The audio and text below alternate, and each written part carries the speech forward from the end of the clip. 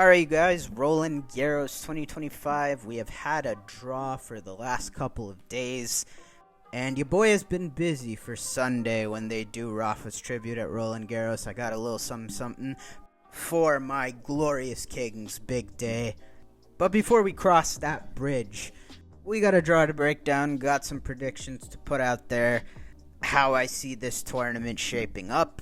So without further ado, let's just get into it. And my first impressions of this draw were, Alcaraz already your, probably consensus favorite heading into this tournament after Rome. He has probably the most generous draw, which is only going to inflate his stock in this tournament. Conversely, top half with Sinner and Zverev, the two of them, really crowded sections for each of them. And I think that's where all eyes have to point for most of these really attractive early round matchups. And that's even with, the guys excluding the top dogs. So, yeah, let's just get into it with said half, starting with the Jannik Sinner quarter. In Sinner's quarter, accompanying him are seeds Davidovich, Fokina, Rublev at a much lower than usual 17th seed. Fils, Demonor, Mensik, Hurkacz, and Jack Draper. Other notable names here, including Lehechka. To my recollection, not much of a track record outside of Madrid last year as far as Lehechka on clay, but also you got Jaume Munar. He's got some pedigree on clay and probably playing the best tennis of his career.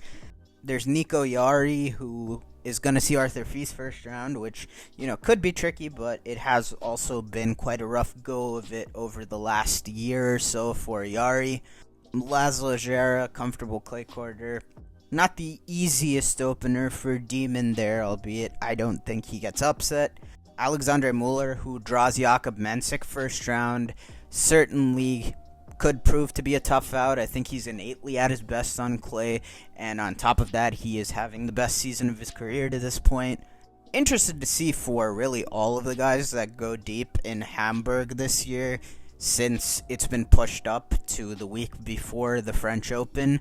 Muller, Rublev, Felix, of course, fall into that mix. Of course, the one that jumped off everyone's page when this draw first dropped, Hurkacz, Fonseca, who probably is going through a little bit of a growing pain phase this European clay court season. I want to say he's had some physical niggles as well, but obviously, he is box office, and with the crowd that he carries around with him, or at least seems to, that match promises for some real fireworks. And far from the worst seed that he could have drawn with Hubie, who definitely since Rome, where I thought defending quarterfinals could see his rank drop even more. He's playing a lot better after a really bad stretch for him, not just with form, but health as well. But obviously, clay, Hubie's weakest surface, that promises to be a lot of fun one way or the other. Excited to see Monfils, as always, in front of a French crowd. See if he can rekindle some of that early season magic. And, of course, could potentially see Jack Draper, who, so far so good out of Jack this clay court season. Again, this the first year of him as a top player. Not really that much to go off of with his clay court pedigree, although it hadn't been great for him for what that's worth. But yeah, his leftiness, his power, he's looked super potent to me on clay. Everything seems to be a good fit to me, albeit Madrid, outlier conditions, but he did great to back it up and really, hung with Alcaraz well enough in Rome, making the quarterfinals there. I think clay's a good fit for Jack Draper, honestly. And really, what's going to be the question here is, can he hold up best of 5 physically? Because obviously, affected, of course, by his off-season being truncated, I think, with some shoulder issue, I want to say, between 2024 and early 2025, resulted in him, completely out of gas by the time he saw Alcaraz in Australia. Had to get through like 3 5-setters to get there. And despite, on paper, I think, a very tough draw for him, I don't really foresee the same kind of thing happening for him in his Roland Garros path. Obviously, you look at the season holistically to this point, and he has probably been the third best player on tour this year, if not fourth, if you want to give Zverev the bump for the Aussie final.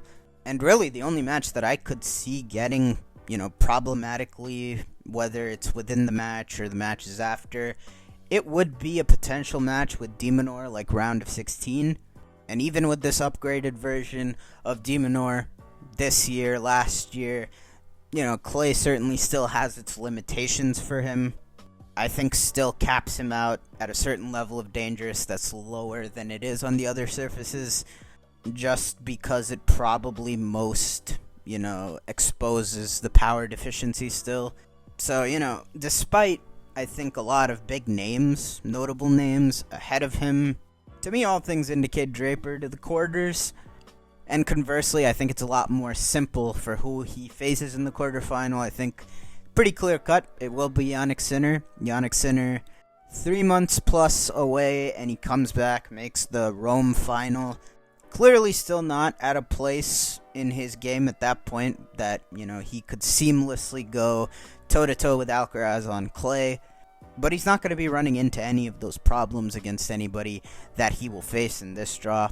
I mean, last year, it was a pretty generous path to the semifinals, but still pretty much cold off the couch last year.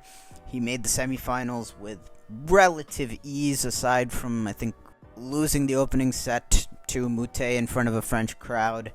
And it really is just that simple, right? I mean, Sinner's base level on any surface is going to be good enough to cruise against any of the non-elites to me.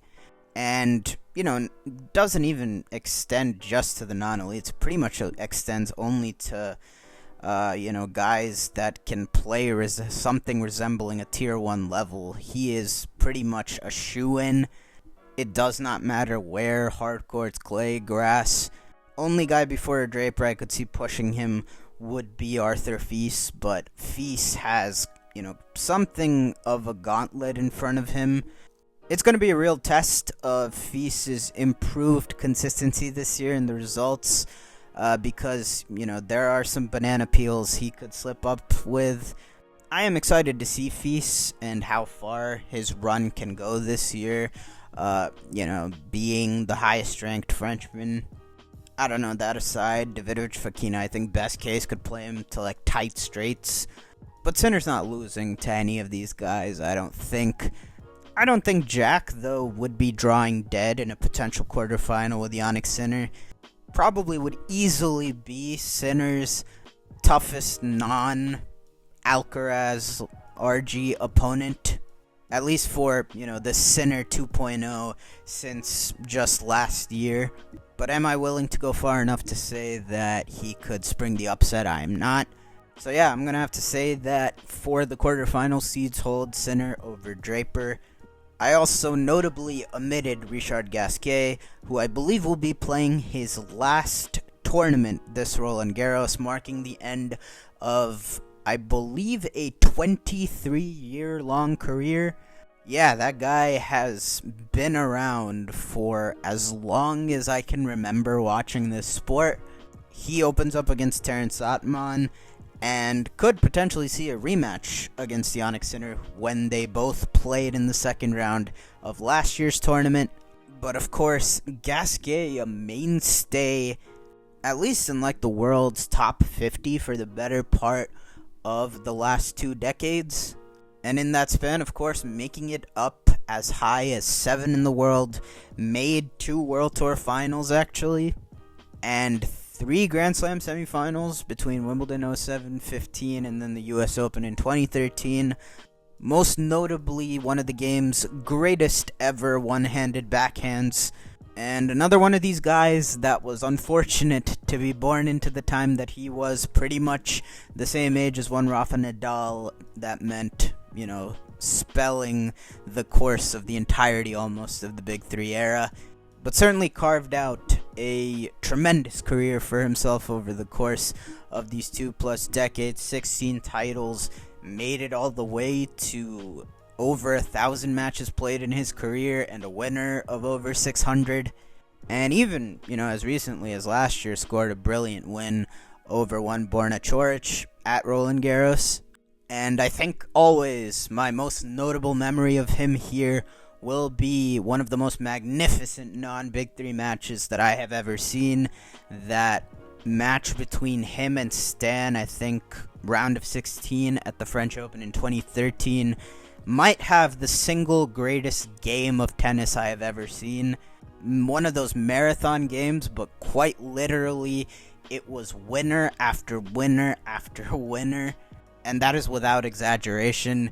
Not totally sure off the top of my head when in the match it was, but if you look around, you will know what I'm talking about. And, only fitting that the curtain comes down on a brilliant career at Roland Garros. On to perhaps the most loaded of the bunch, the Alexander Zverev quarter, the number 3 seed here.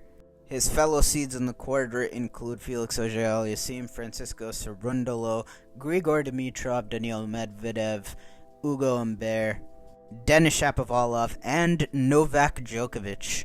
Of course, also mixed in there, you've got Leonard Tien, who sees Zverev in the opener, Caboli, Arnaldi, the two Italian unseeded, who certainly could make plenty of noise early, the ever-feisty Talon Griekspoor, as he typically does, probably will cause a stir for the first seed he runs into, which in his case could be Francisco Cerundolo.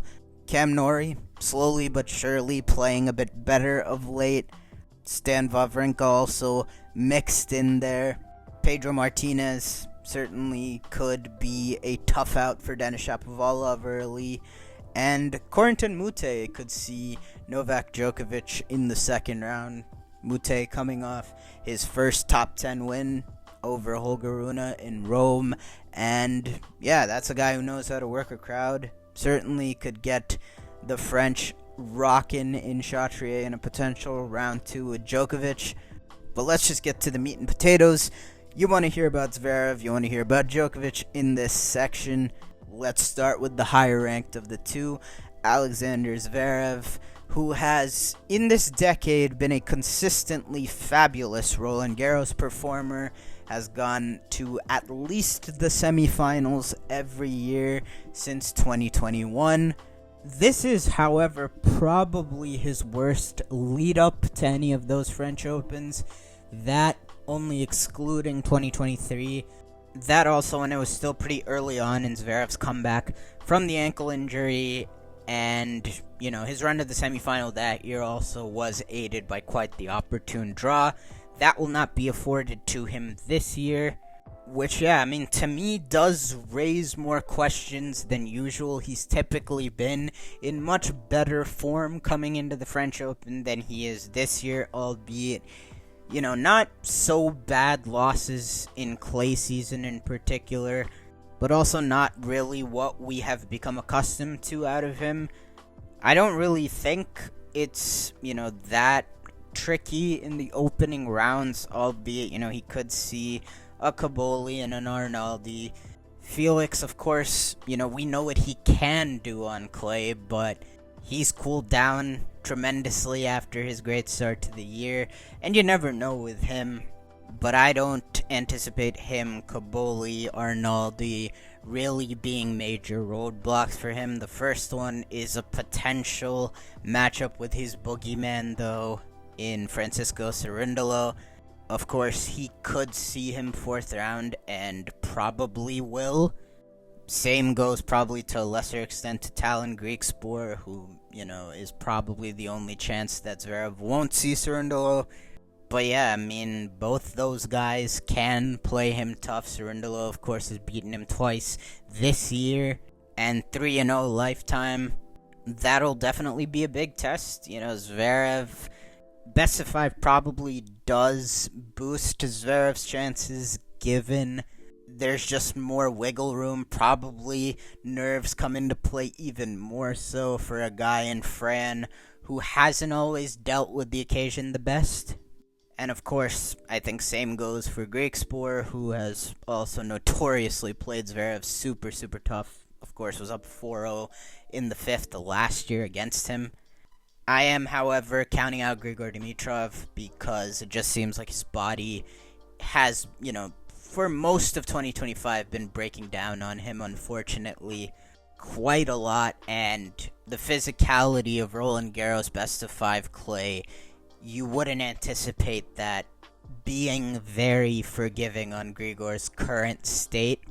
I think Medvedev Norrie also could be fun out of the gates. Like I said, Cam's playing a lot better, very recently than he had been. Just pushed Djokovic today to a third set.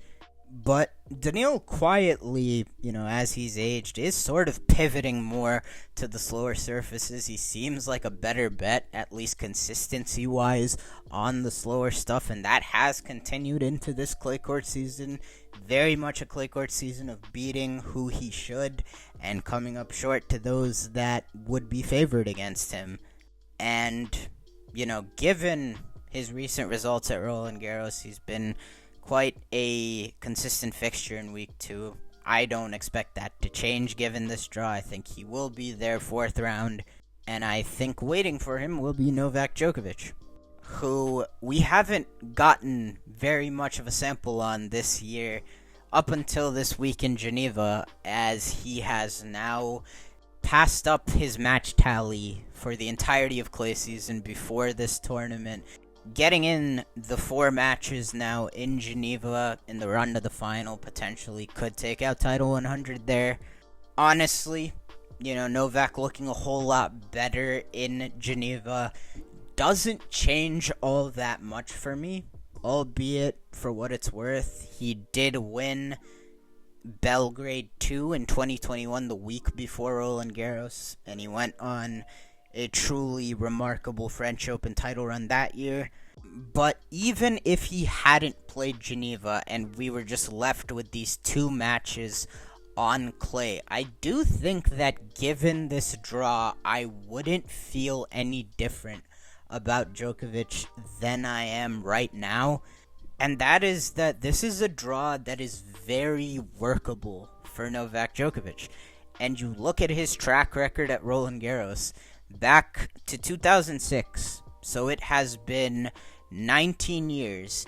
He has failed to make the quarterfinals 1 time, and that was 2009 when Djokovic and Nadal pretty much broke themselves for months in the aftermath of that titanic struggle in the Madrid semifinal in 2009. Djokovic then lost 3rd round to Kohlschreiber at Roland Garros. And that track record, it counts for something. It says he is really hard to upset best of 5 on clay. And beyond that, with this draw, Djokovic is going to probably be able to settle in and work out more kinks in his game, which is probably what Geneva served as, but even more so through the first week of this tournament. It is, to me, easy pickings to the 4th round for Novak. Like I said, Mute could make for a really exciting atmosphere. I could see him maybe take a set. Is he, Shapo, Pedro Martinez, any of these guys, are they beating him? No. And that gets us to Daniil Medvedev. And if it's anybody else other than Daniil Medvedev, it's not even worth having a conversation about, honestly. But I don't think in the case of Medvedev that he has a high enough clay peak to take out Djokovic best of 5 on clay. For what it's worth, the one time they played off of a hard court, Medvedev has one of the most random wins I have ever seen at Monte Carlo in 2019 when he beat Novak there in the quarterfinals.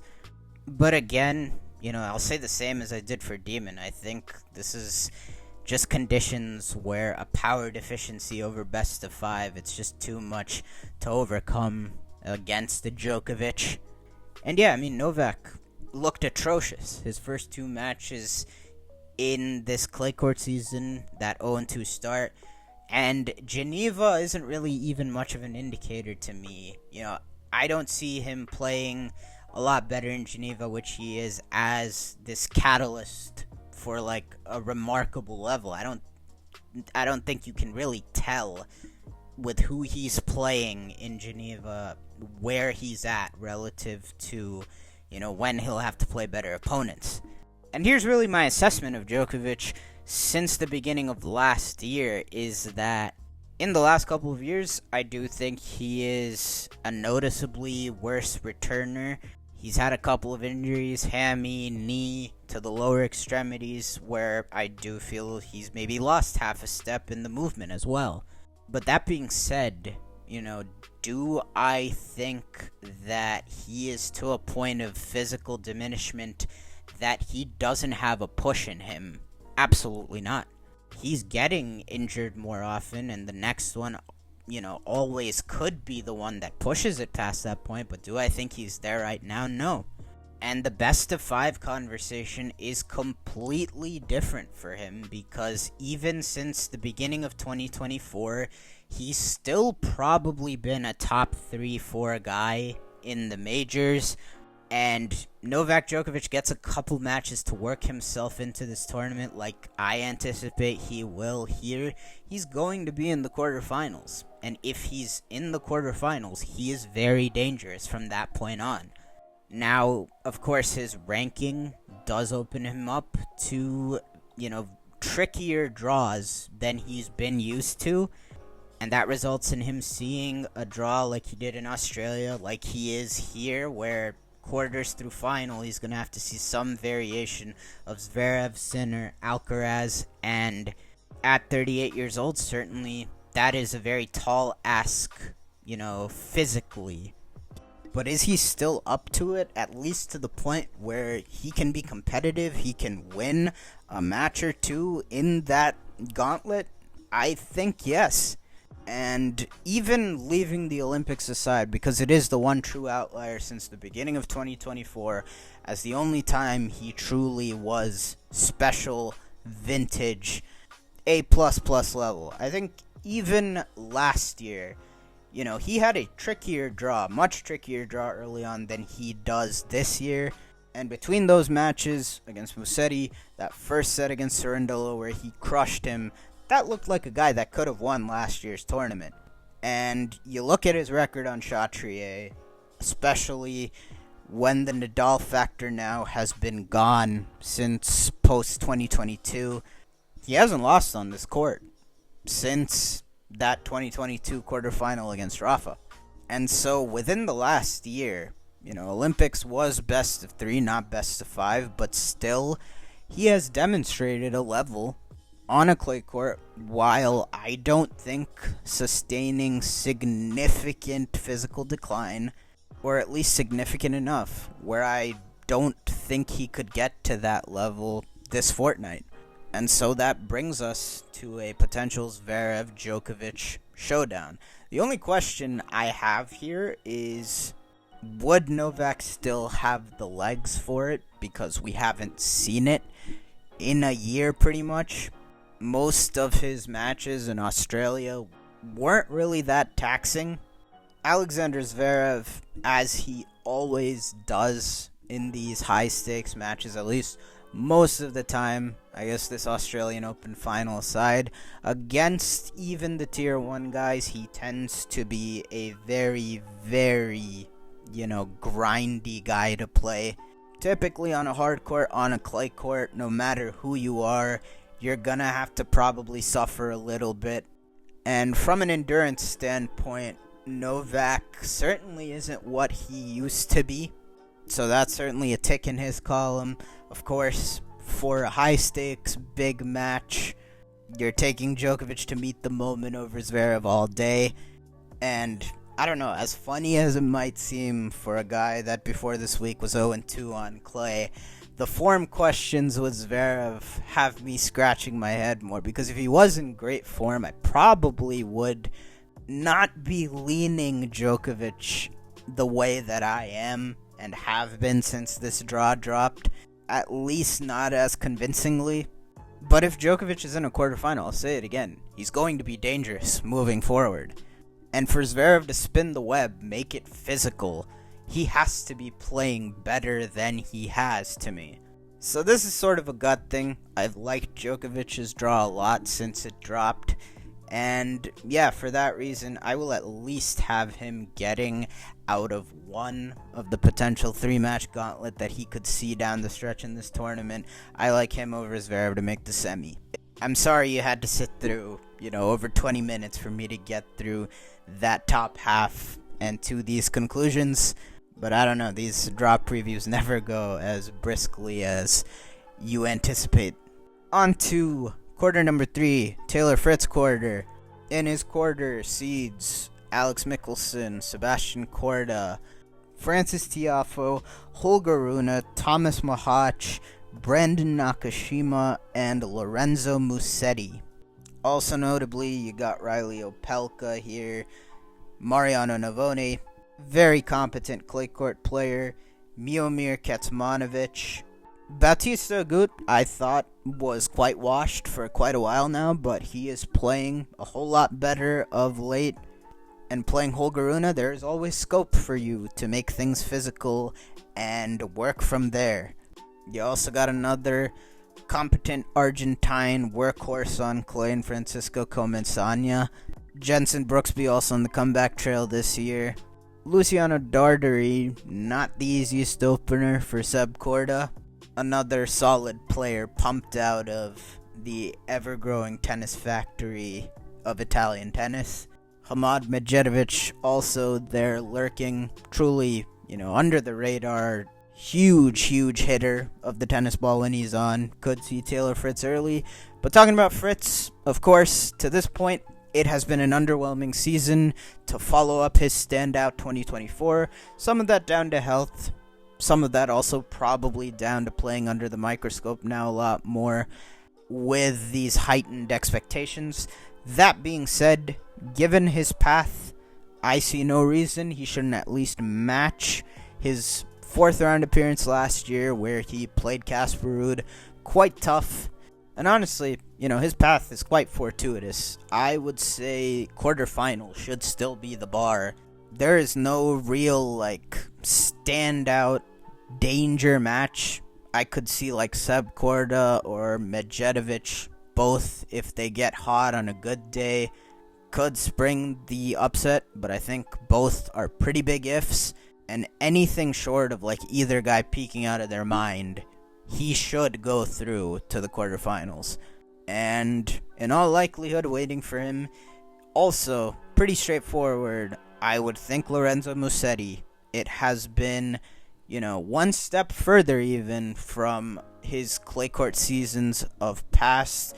Really, since that Djokovic 3rd round match at Roland Garros last year, he has taken a huge leap on these natural surfaces in particular. And he follows it up this year with a clay court season to truly be proud of. Final in Monte Carlo, semis in Madrid, semis in Rome. He is playing the best tennis of his career right now. Very worthy of the accolades, the results that he is putting up. And really, the runway is paved here to make a second Grand Slam semifinal. His sternest opposition could be seeing guys like Mahac or Holger Rune down the line before the quarterfinals. But right now, you're certainly not going to believe in either guy more than Lore. Both really for physical reasons in different ways. Mahac, in pockets over the last year plus, has been really good when available. And that is, of course, the caveat here, where he has found it increasingly hard to do exactly that. At this point, honestly, I think he'd be happy walking away without a walkover or a retirement in this tournament, because, it's been a concerning bill of health for Mahac, particularly in 2025, which is super unfortunate for him. And then Holger Rune won Barcelona this year, and the highs have been sensational in 2025. I think clearly beyond anything that he showed, certainly last season.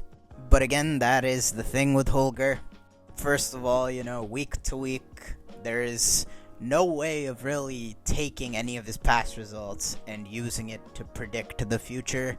It's still pretty volatile for him, whether it's inconsistency or whether it's just, not feeling great week to week.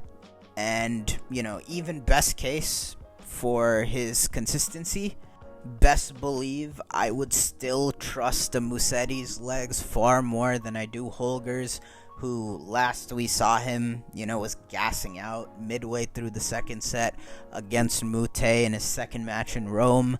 That problem still hasn't been solved, so I like Musetti. And then Musetti Fritz. Musetti's in the better form. Everything points his way. He's also scored quite a few big wins over Fritz in the last year. I think beating him the last 3 times they've played in Monte Carlo, Wimbledon, and the Olympics last year. And while I do think Fritz is one of the few people with the type of power to be able to bang down Musetti's defenses enough to put him in a spot of bother, which is saying something considering, Lore is one of the best movers on this surface and really, weaponizes defense in a way that I think is very unique, particularly on this surface, extends points like few others can, but, he still possesses the variety to outmaneuver Fritz. And if, Taylor in better form last year was losing to him, albeit most of them pretty tight, it's probably again going to be a tall order for him. So, this is the Fritz quarter, but I do kind of think it's Musetti's to lose. And that brings us to our final quarter, the Carlos Alcaraz quarter. And for Alcaraz's end, it really could not have gotten any better. As a guy that was already the favorite coming in, his campaign as defending champion now, he gets to half now with much less championship pedigree, whether it be in general or at this event, sans Casper Ruud and Stefanos Tsitsipas, who right now, you'll take in a heartbeat over facing Draper, Zverev, and or Djokovic. You guys know the pick right now, but let's just go over it for, consistency's sake. In this quarter, as I said, he has Petri Pericard, Tsitsipas, Ben Shelton, Tommy Paul, Karen Khachanov, Alexei Popyrin, and Casper Ruud. Also in their solid clay quarters like Nuno Borges, Alejandro Tabilo. Struff's reached second week here before. Offner playing pretty well. Sonego will see Ben Shelton first round.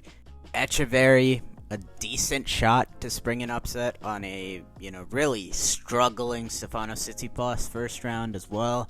There's potential for Marozsan to see Alcaraz again, one of these guys that has accounted for a rare Alcaraz loss on clay over the last couple of years.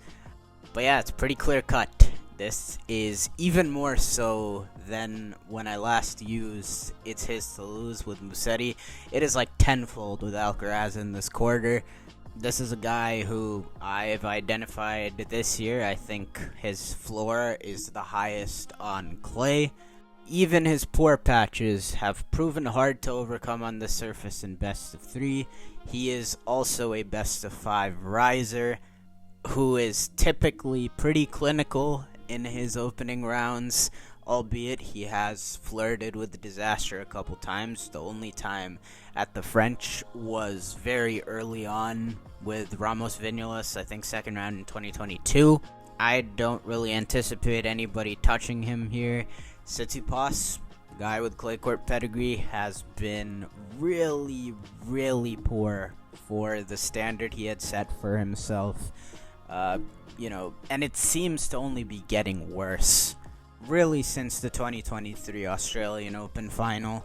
The outlier Monte Carlo win last year was really propping up his ranking. Now, with that dropped, he is right now the world number 20. The whole new racket thing proved to be a false dawn, and Yeah, he's just lost at sea right now. The last 2 years, he had been clobbered by Alcaraz at the French anyways.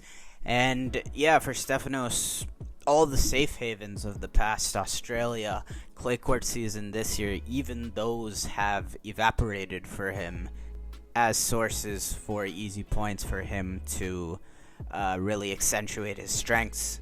And he could be super gettable for Echeverry, as I said, for Ben Shelton even, who has improved on clay, even though it's still a work in progress. But even best case scenario for him, he's not touching Alcaraz. It's a horrid matchup for him, even at his best. It is dark days for him right now, and on the other side, Casper Ruud has really salvaged his season with that Madrid win. A long-awaited, well-deserved, and a well-earned win in that Madrid final.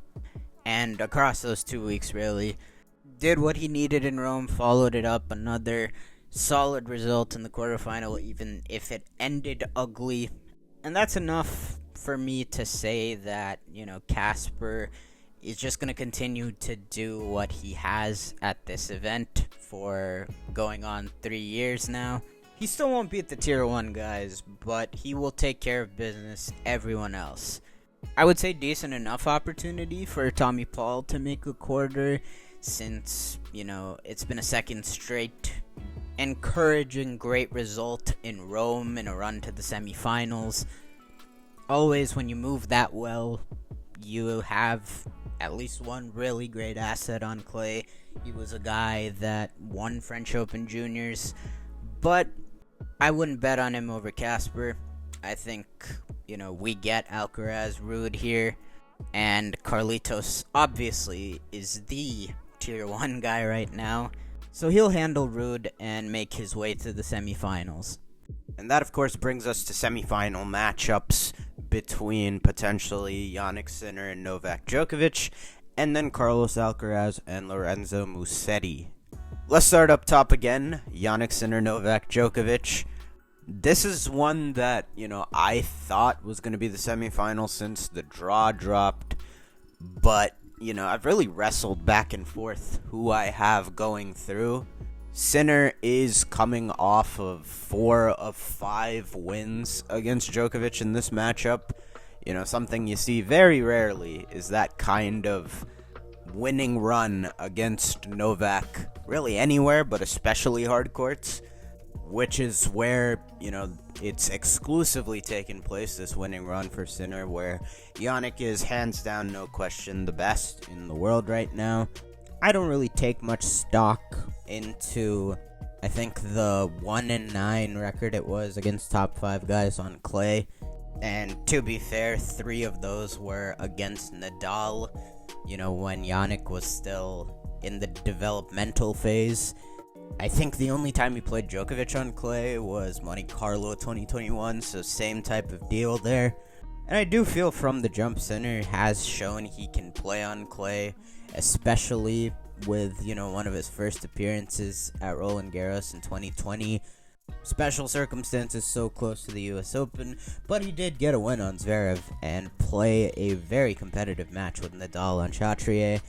Anytime you have, again, the type of, just point-breaking power at your disposal the way that Sinner does, and by proxy, so many different avenues at point finishing, you should be a very formidable clay courter. I know he doesn't, particularly hit with that many RPMs, but just in the recent past, that lent itself to success for Thiem and Wawrinka on the surface. I'm excited to see Sinner lock horns here with some of the game's elites because, as I said, that didn't really happen for him last year. I think Dimitrov was the best player in his run-up to that semifinal with Alcaraz, where both of them weren't at 100%. And as Sinner picks up matches again, he should only continue to get better from a place where he will be happy with, where he came back immediately at the level he came back to immediately in Rome. And whoever it is, I do not anticipate it being easy in any way, regardless if it's Zverev, if it's Djokovic. On the contrary, I think if anyone's going to blow someone out, it would be Sinner to the others. I think that's more likely than vice versa. But that being said, I think this summer lines up very nicely for Novak Djokovic to make a real push at both Roland Garros and Wimbledon. I've said this before with Djokovic's success at the French Open venue over the last 2 or so years. His very best clay courting days are behind him, make no mistake about it. But that is not really what matters. It matters for him to peak at the slams, which he still can summon the ability to do. And it's how is he relative to the field. I think on each surface, there's one real superhuman performer. On hard, it's Jannik right now. On clay, it's Alcaraz. And on grass, it's Alcaraz. And each of the hard and clay fields are also very good, littered with guys that can play on that surface, that can make life difficult. Not as much on grass. So, making that push maybe very well could be the most rewarding at Wimbledon if Alcaraz is to slip up early. But I'm telling you, it is most certainly worth making the push here at Roland Garros as well. This is a guy that for the better part of the last 15 years or so has been far and away the second best clay court performer in the time of Nadal on clay, a true anomaly as we all know. And it's been surprising to me that that's maintained into his 30s, because as we got to post-elbow injury Djokovic, I did think we were going to see him kind of take the Federer route of sort of fading away on clay. But that hasn't happened at all. Now, certainly, the tune-ups, 2021 and on, it's been more and more diminishing returns. But his Roland Garros production has not really dropped off. And I do think that is still because as Djokovic's decline has most notably occurred in him not being quite as explosive a mover as he used to be, still moves better than like 95% of guys out there, but not quite as explosive relative to himself. And I do think in the last year it's become more noticeable, a drop-off as a returner. Reflexes don't seem quite as crisp. And you look at the last year, as a result, he's had, losses to Papirin, Opelka, Mensik, Berrettini. But all of that is mitigated. Those losses in speed, reflexes, they're mitigated by stuff slowing down on clay. And when he's locked in, Novak Djokovic is still as precise, as effective a ground stroker as anybody on tour. And as a result, I think when he's been dialed in, which he has been for the French's, of course, Olympics last year, he has more than still been in the mix. In fact, he's claimed quite a few of the biggest prizes on clay still into his late 30s. So if you ask me, I think that peak to peak, I would still take Djokovic over Sinner on this surface, honestly. I do, however, think that it is potentially too big an order to ask Djokovic to go from what he has been this clay court season, and even if he is to win Geneva, I don't think he's playing particularly extraordinarily well there. I expect a ramp up, but I don't know how feasible it is for him to get to apex level Djokovic in this short order. And if he is not that, on paper, you gotta lean the younger guy. Especially when he, unlike someone like Zverev, I have no questions about mentally in being able to meet the moment against, a top shelf opponent. It's interesting, though, in the physical department, because that is the one spot where Sinner still could be vulnerable, would be in the trenches, and I don't know how that fares with the Djokovic in that department, because, there's a newly minted 38-year-old now who, again, we haven't seen really have to push the limits of his endurance, really, since last year's French Open. Aside from, still a very grueling Olympics final that lasted 2 sets, but even so, that's best of 3. I don't know. I could talk myself into either side of this. Sinner also doesn't seem to have the questions in this head-to-head that he does now with Alcaraz, where there's some things to figure out how he counters. The clay of it does, though, help Djokovic, I think, in a huge way, in that it blunts an Alcaraz, a Sinner's power, in a way that really can't be done on any other surface, and even on grass, as he gets older, even while afforded the ability to play more aggressively on his own end. I do think the last couple of years have suggested it's just going to get harder to cover up diminishing quickness everywhere else. But I guess right now I'll just stick with the vanilla pick of, the younger Jannik Sinner. Djokovic's entire body of work is of an extraterrestrial nature, but going from what he has been, since much of post-Australia tennis in 2025 to a French Open final with, a Zverev and Sinner win, I don't know, it could prove a bridge too far.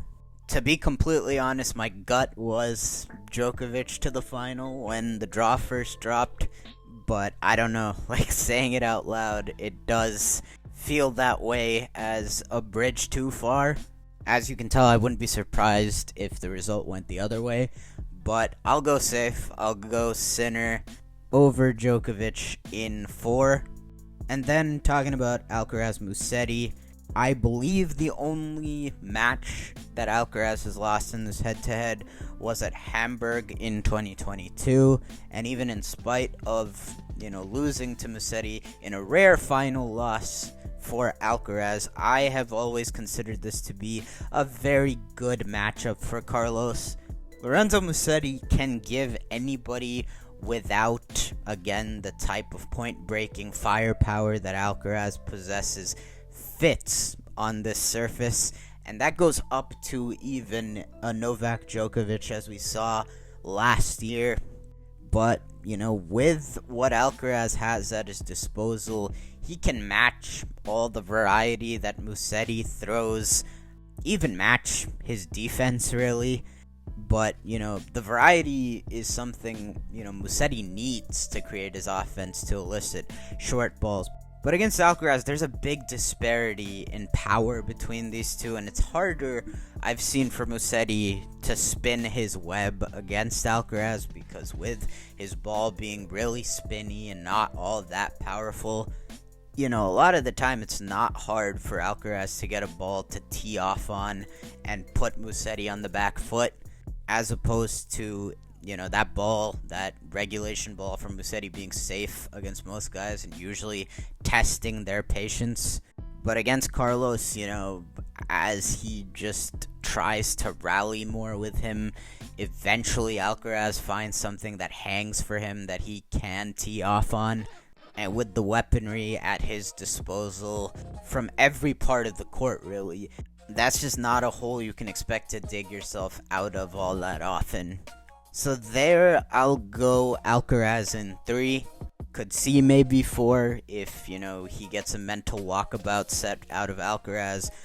But no more than that, and yeah, I'm leaning 3.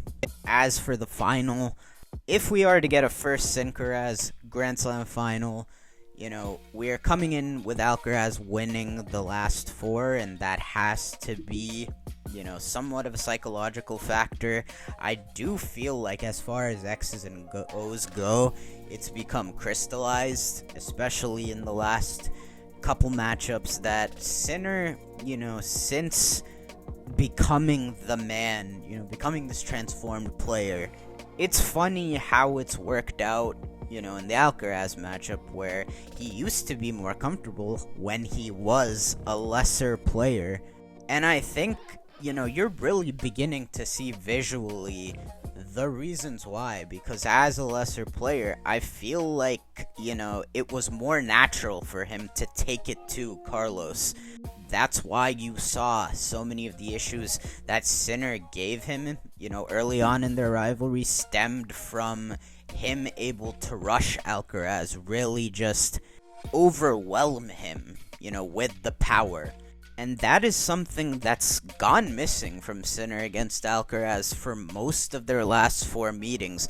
I think you saw it in glimpses, like the first sets of their Indian Wells, of their Roland Garros match last year. And yeah, it sounds a little bit counterintuitive, of course, because, you know, against the field, he has been historically great by becoming steadier, by becoming smarter, by becoming more complete as a player, Jannik Sinner.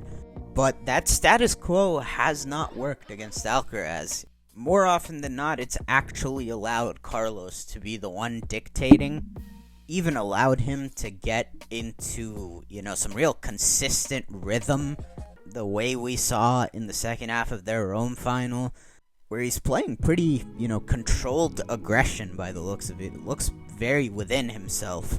And, you know, that just can't happen on the Sinner side of things. I feel like he needs to get back to the more ambitious tactics that, you know, he was deploying from like 2021 to 2023.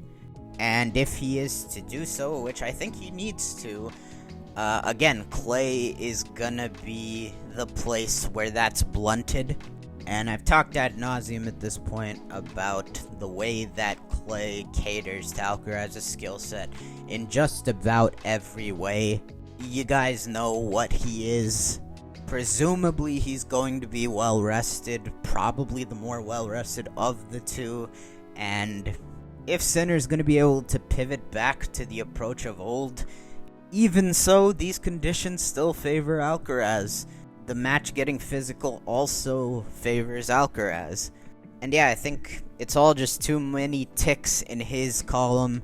It just seems, since really last weekend, that all roads are going to lead this Roland Garros to an Alcaraz title. And so that's what I'll roll with. I'll go Alcaraz over Sinner in 4 and take him to defend his title at Roland Garros. We'll have to wait and watch. Roland Garros starts this Sunday. Should be a great fortnight. I'm ready to lock in for the year's second major. Should be a great one as per usual. But that'll do it for this video. Thank you for sticking around if you did. I know this one particularly long, but I had a lot to get off my chest. So if you made it this far, thank you so much for watching. I really appreciate it. I hope that you enjoyed. If you did, it'd be much appreciated if you could drop a like, help this video perform better in YouTube's algorithm, and also subscribe to the channel if you're not already. Thank you all again so much for watching, and of course, I will see you all in the next one.